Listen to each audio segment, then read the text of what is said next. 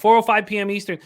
So this morning, this is Miami Dolphins and San Francisco 49ers. Dolphins 8-3, 3-2 on the road. Niners 7-4, 4-1 at home. Levi Stadium, Santa Clara, California. 53 Fahrenheit, showers, 6 miles per hour. This morning, I thought that we were going to see 3.5s across the board. I thought that that's what it was leaning towards.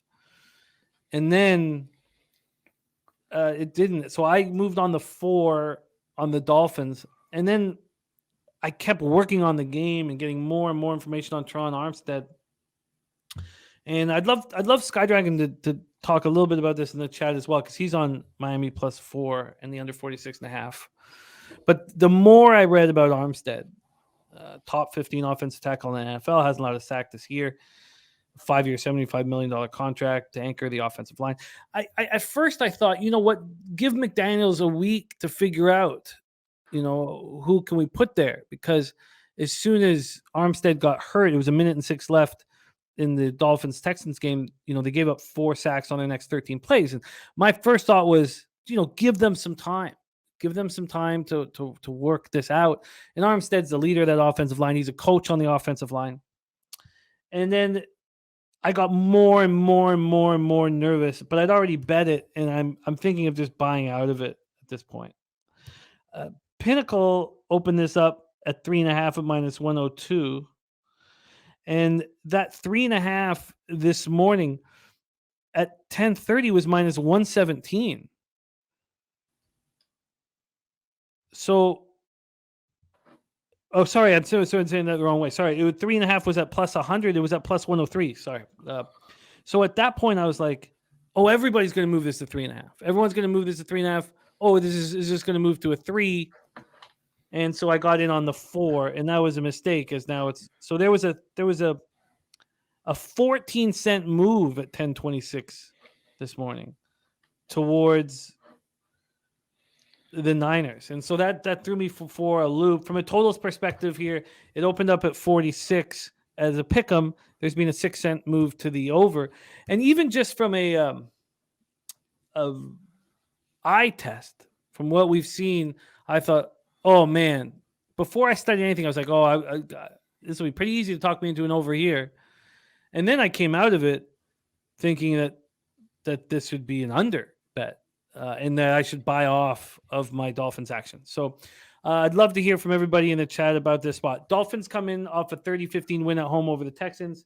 They were up 30-0 at the half. Right now, cash-wise, we have 7,350 tickets in, 80% of the tickets, 90% of the cash on the Dolphins.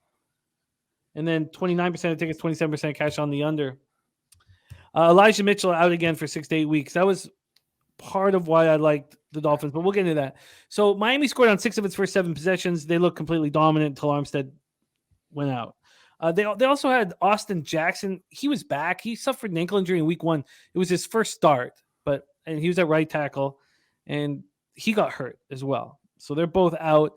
Tua 22 of 36 for 299 yards, 1 touchdown. And McDaniel saw Tua getting hammered as soon as Armstead went out, and so he just brought in Skylar Thompson to take those hits. Yeah, sorry, Skylar. And Skylar looked awful. 1 of 5 for 6 yards and lost a fumble. Jalen Waddle caught 5 passes for 85 yards. Tyreek Hill caught 6 for 85. Jeff Wilson had 13 carries for 39 yards. Mostert's out of the lineup, so Wilson was backed up by Gaskin. Miles Gaskin finished with 6 carries for 17 yards. Dolphins defense was strong against a meek Texans offense. 2 of 13 on third down. The Texans went 210 total yards. Houston had 32 yards through its first 25 plays. Okay, so the 49ers come in off a 13-0 win at home over the Saints. First time Saints have been shut out in 21 years. Niners haven't allowed a point in over 94 minutes now. They also are the 5th team since 1991 to go 4 straight games without allowing a second half point. The defense had 1 sack, 5 quarterback hits, forced Kamara into 2 fumbles, held the Saints to just 63 yards on the ground. Jimmy G, 26-37 for 222 yards, touchdown and a pick. He threw 28 passes in the first half, most by a 49er quarterback in the first half in 13 years. Ayuk looks great. 5 catches, 65 yards. Juwan Jennings, 6 for 49. Debo caught 3 for 43. Elijah Mitchell has an MCL sprain in his knee.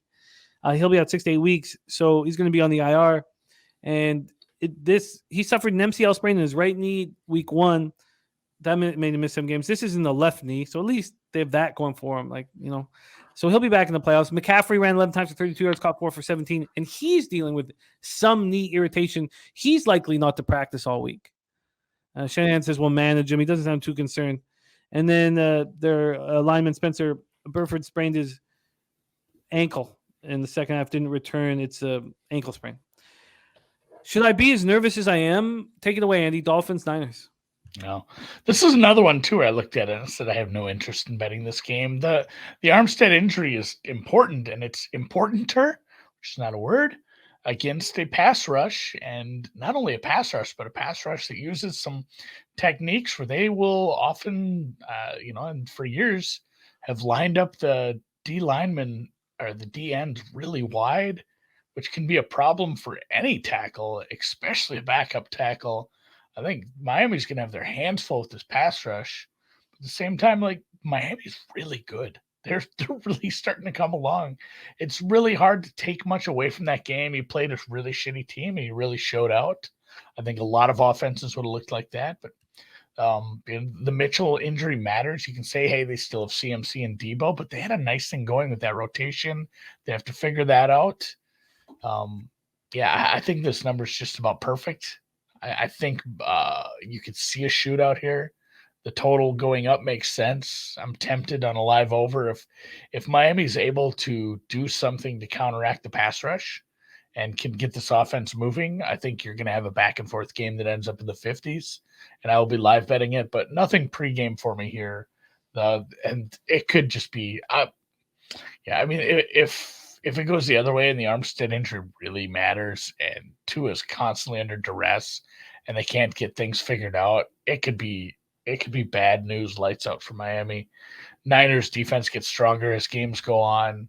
Like, essentially, if you want to cover this number, Miami has to be leading or tied at half, I think. They can't be going into the half, in the second half into, comeback mode. Yeah, I think I should cost me $18 to buy off of it. I think just to sleep at night, I should probably buy off of it now. I want you to sleep. I worry about your health. I have been sleeping ever since I came over to Pub Sports Radio. My insomnia went away. It's being around people that care about you. Things change quickly, But I feel like if the Dolphins, if there's slaughter, what we saw from the Dolphins with Armstead out, now maybe it was an extreme, and now they're going to prepare for it.